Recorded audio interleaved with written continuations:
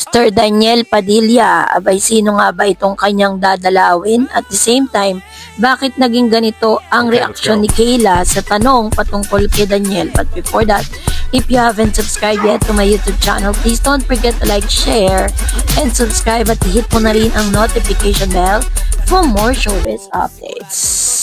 So, alam po natin na si Miss Leila Ford ay isa sa mga tinaguriang ang blooming bunso ng Tacloban ay kamakailan lamang ay pumasok po sa loob ng bahay ni Kuya, kung saan full support ang pamilya ni Leila or ni Leila Ford, maging ng kanyang ina na Miss Carla Estrada. Sa mga unang week po nitong si Miss Leila na tila naging trending dahil parang na-stress di umano ito pong si Daniel Padilla at binirong susugod daw sa bahay ni Kuya. So, matatanda ang isa sa mga pumasok sa loob ng bahay ni Kuya ngayong season ay ang kapatid ni Daniel Padilla na si Leila Ford. Mukhang nakamonitor kay Leila sa social media ang mga kapatid niyang sina Maggie Ford, Carlito Padilla at Daniel Padilla. Pinagpiestahan ng mga netizen ang comment ni Maggie sa fan edits ng kanyang kapatid na kung saan ay mapapasugod sa pagiging malapit ni Leila sa anak ni Neil Arce na si Mr. Joaquin Arce. My brothers are stressing, komento ni Maggie sa post. Dahil sa comment niya ito, nag-post din ng iba't ibang reaksyon ng netizen tungkol dito, lalo na sa fan ni Daniel. Lahat ng edit nila inintay ko ang comment ni Maggie, stress na siya. Sabi ng isang netizen, DJ, natagpuan sa labas ng bahay ni Kuya. Nakatatawang comment naman ng isa. Ito pa ang nakakaaliw na comment ng iba. Maggie, awatin mo si DJ, baka suguri ng kuya mo sa confession room. For sure, yung mother, kilig na kilig habang stress naman yung mga kapatid. DJ, sa labas ng bahay ni Kuya, Kuya, papasukin mo ako dyan. Susunduin ko na ang kapatid ko. Mukhang si Leila Ford ang isa sa mga sisikat na housemate. So, ngayon pa lang, talagang nagte-trending naman talaga kasi parang napapartner or parang nagkakaroon po ng parang chemistry yung anak nitong si Mr. Neil Arce at saka si Leila Ford na bagay na talagang inaabangan ng ilang mga manonood ng PBB.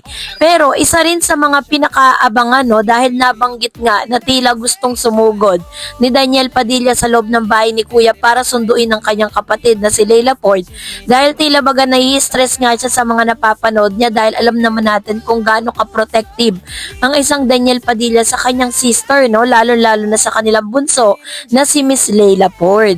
So, dahil dito ay usap-usapan ngayon sa lahat ng social media platform ang binabalak nga nitong si Daniel Padilla or ang request ng ilang mga netizen na dapat daw ay mag-guest ito pong si Mr. Daniel Padilla sa loob ng bahay ni Kuya kasi matagal-tagal na rin po kasi na parang hindi po nakadalaw ang isang Daniel Padilla sa loob, lalo na't ngayon nandun pa yung kanyang kapatid. Yun po ang request ng ilang mga PBB House viewers sa bahay ni Kuya na sana nga raw ay magkaroon po ng magandang guest na katulad po ni Daniel Padilla. Pero aside from that, pinag-uusapan din ng ilan sa mga naging reaksyon nitong si Kayla Estrada na napapabalitang girlfriend di umano ni Daniel Padilla. Let's watch this.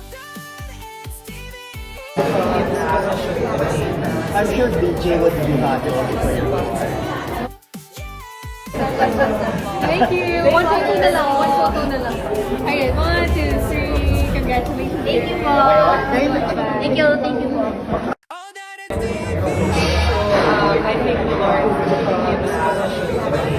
I'm sure DJ would be happy for you.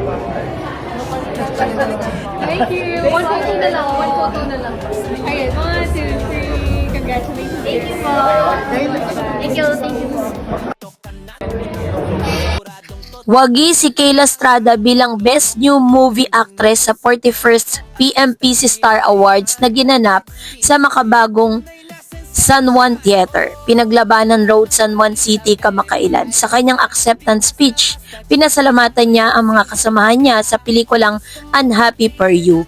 Kung dati-rati kasi kilala si Kayla bilang anak ng magagaling at award-winning actors na sina Janice de Belen at John Estrada. Ngayon, nagkakaroon na siya ng acting award at hindi na lang siya masasabing anino ng kanyang mga magulang dahil she can hold it on her own. And hindi na rin siya mababansagang isa lang sa mga anak ng dekalibreng aktres na si Janice de Belen. Wala naman po akong problema sa pagiging anak ni Janice. Kahit po forever akong maging tiyanak, okay lang, sabi niya. Hirit pa ni Kayla, ang pagkapanalo niya ng award ay isang motibasyon sa kanya para pagbutihin na ang kanyang trabaho. I am thankful for this award as Best New Female Actress and I look forward to doing more challenging roles. Ito po yung kanyang statement, no? Say pa nang inaalay niya daw ang kanyang award sa mga taong naging inspirasyon ng kanyang craft. Sabi niya, honestly, I offer this award kay God. God gave me the signal that I should try acting. Bulalas niya. Siyempre, I'm also thankful for my family and friends. Sila naman talagang dahilan kung bakit ako nandito. Sila yung support system ko, sabi niya. Nang matanong naman siya hinggil sa posibleng reaksyon ng rumored jowa niyang si Daniel Padilla sa kanyang pagkapanalo, isang makahulugang ngiti lamang ang kanyang isinukli na filmong sumakses, hindi lang sa larangan ng acting kundi sa love life. Sa kategoryang Best New Movie Actress of the Year, kinabog ni Kayla sina Bianca De Vera sa Unhappy for You, Pau Dimaranan, Under a Piaya Moon, Kay Kurosawa, Crosspoint, Quinay Mercado, Fruitcake, Isabel Sophie ng Her Locket, Mutya Arquia When Magic Hurts, at Sophia Pablo, Green Bones, Archie Liao. So ito po yung ilan sa mga naging reaksyon ni Miss Kayla Estrada matapos siya matanong kung ano nga daw magiging reaksyon ni Daniel.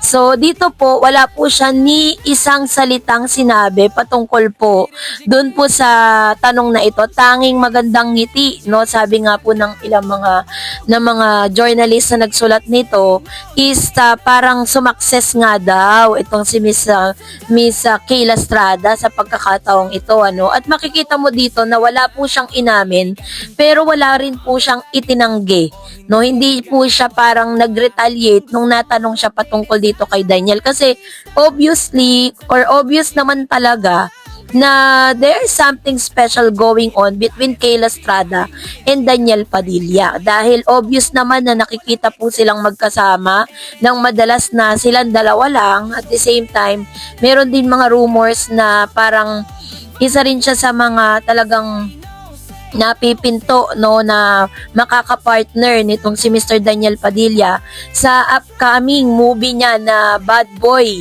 na papalitan niya na, no, kukunin na or papasa na ni Mr. Robin Padilla yung titulo ng pagiging bad boy kay Mr. Daniel Padilla. So according to Viva is parang gagawan daw di umano ito ng sequel at possible na si Mr. Daniel Padilla ang gaganap.